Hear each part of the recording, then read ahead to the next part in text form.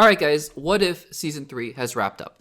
And this is going to be a full spoiler discussion for What If Season 3. So if you have not seen that series, then let me know. I'm jumping ahead to the end if that tells you anything about how I felt about this season of What If. But no, rather, if you haven't seen What If Season 3, then make sure to just come back to this video later, leave a comment letting me know if you're excited for What If Season 3 or what you're most looking forward to. But yeah, just make sure to come back to this later, save this podcast segment clip for, whatever medium you're listening to for later, and then come back once you have. So this is going to be a full spoiler discussion of all 8 episodes and the series as a whole of What If Season 3. Now, just for a little bit of context here, I went into What If Season 1 being a little bit, pretty optimistic, honestly, being like, okay, well, let's just explore different parts of the MCU that we hadn't gotten to explore before. I think that there was a lot of fun potential there to just be like, yeah, let's just go for it. Let's see what's happening here, and it's going to be a fun little, I don't want to say appetizer, but just a little, bite to eat, a little snack in between the big Disney Plus live action shows.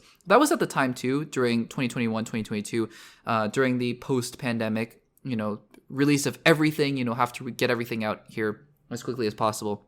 It was at that time that it was like, oh, so much MCU content, and that was coming off of a 2020 where we had no MCU content at all. So it was, I think I was just more excited to have things to watch in general. And I saw What If Season 1.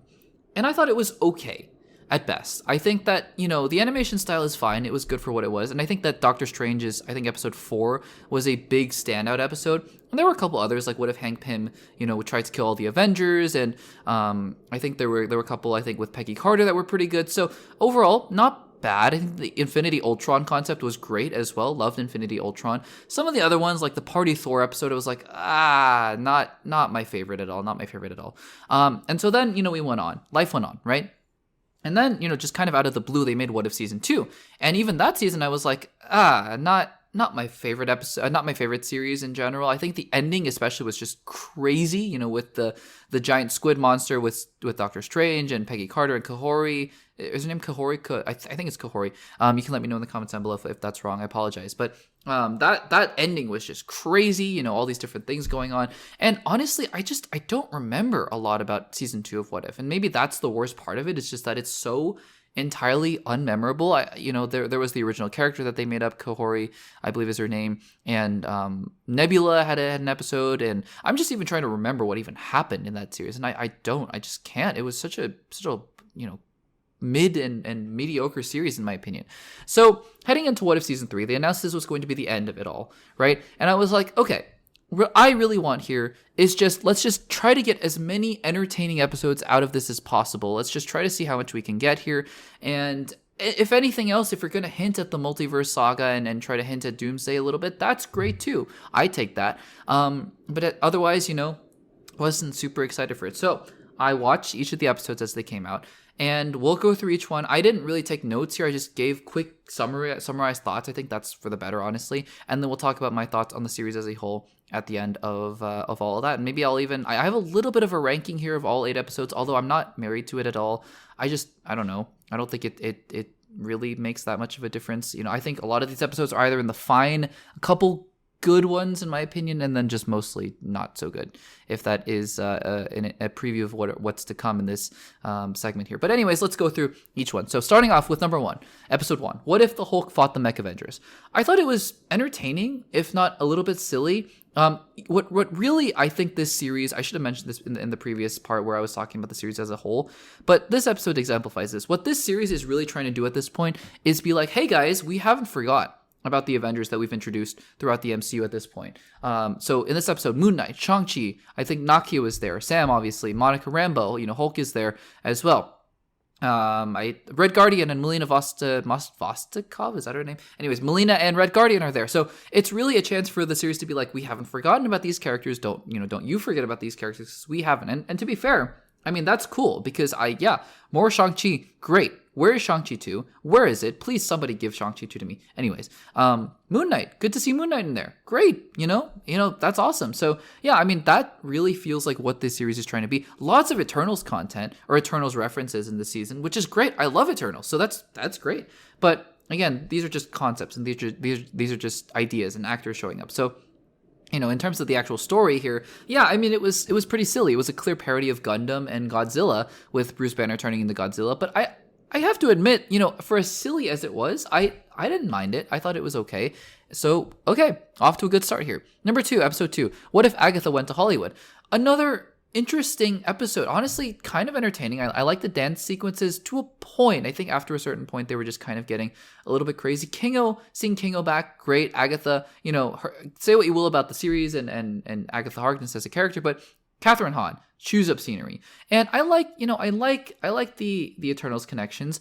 I think it gets ridiculous in the sense of how can Agatha Harkness, harness the powers of a Celestial as well. But, I think the punchline of this episode as well, just being ironically that, movies are magic and also you're watching a TV show. I think that's kind of silly.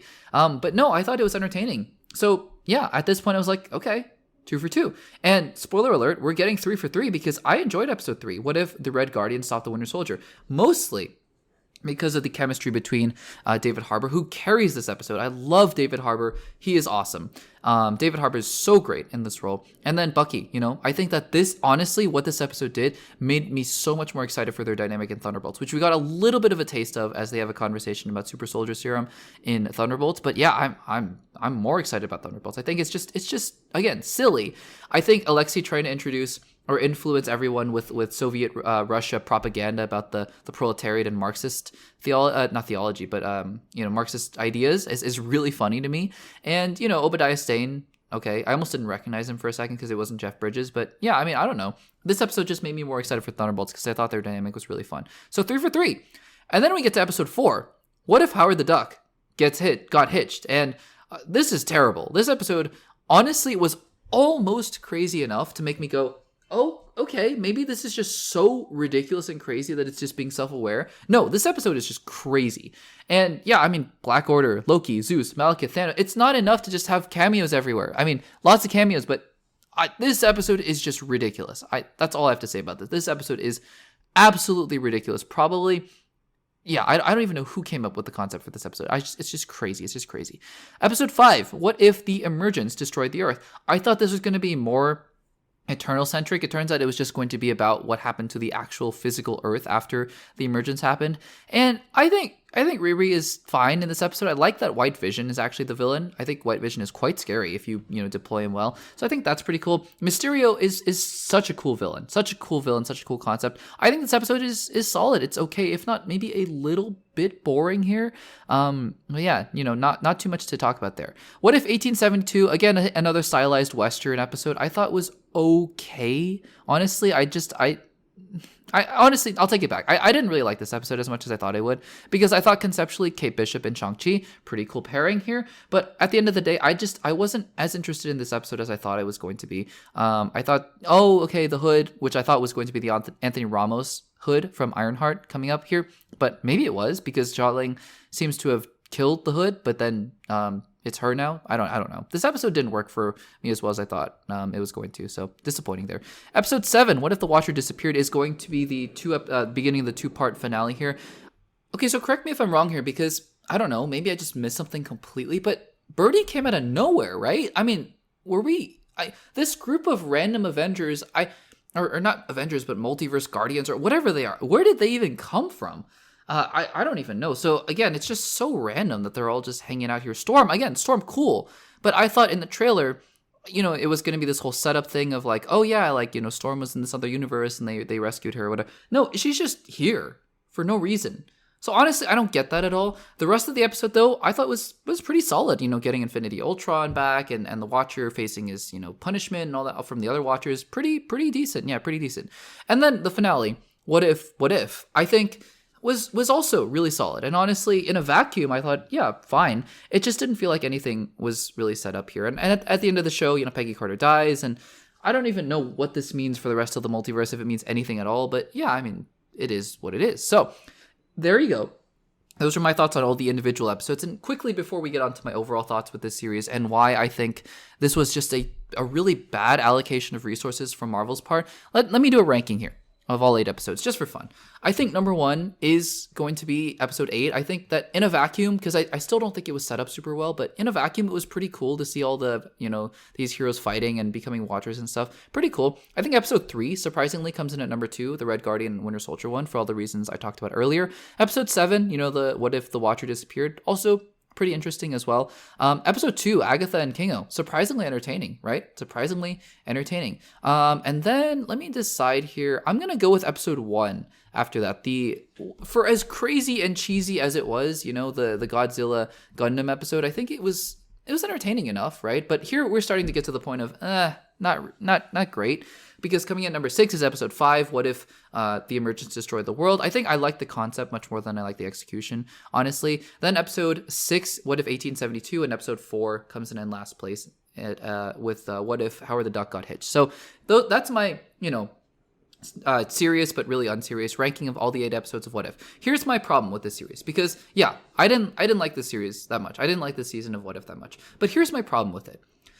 This occurs to me because I don't know the budgets of these shows, right? I don't know what the budget of What If was, but you have to imagine it was pretty expensive, just given the fact that they asked all of the voice actors, almost all of the voice actors, to come back and reprise their roles in What If. That has to be a lot of money right there. That has to be a lot of money.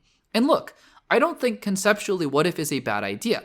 I just think for the amount of entertainment value that they're bringing, I think anybody on YouTube could have done a narration, or like I've done What If videos of what if, the other half of the MCU died. I think I get just as much entertainment out of other people making those videos on YouTube as I did out of this. And that kind of money, millions of dollars, animators and stuff, could be used to either devote that to make an animated kind of movie or show in the vein of Beyond the Spider-Verse that is actually putting care, the Spider-Verse films, of putting care and love into these projects and really trying to make the best product that they can. I'm not saying, for the record, I'm not saying that these people who made this show didn't try. I'm not saying that at all. I don't know that. They might have tried their absolute best, and if they did, I applaud them for that. But it's just not working out well. And this is the last season of this, but they're going to be making Marvel Zombies coming out later on, and it's a similar thing with your friendly neighborhood Spider-Man. What if we just either pooled all these resources into making another live-action show that could be just as good, or putting those resources, devoting them into post-production for Thunderbolts or Cap 4, or making another animated film that is, of the caliber and quality that we expect from Marvel. Because this is honestly, it's so disappointing that they probably spent millions of dollars on this project, and we got this. But guys, that is my breakdown, my spoiler discussion of What If Season 3. What did you guys think of What If Season 3? Was this your favorite? Because if so, that's great. That's awesome. I'd love to hear that in the comments down below. Let me know what you thought about the series in the comments.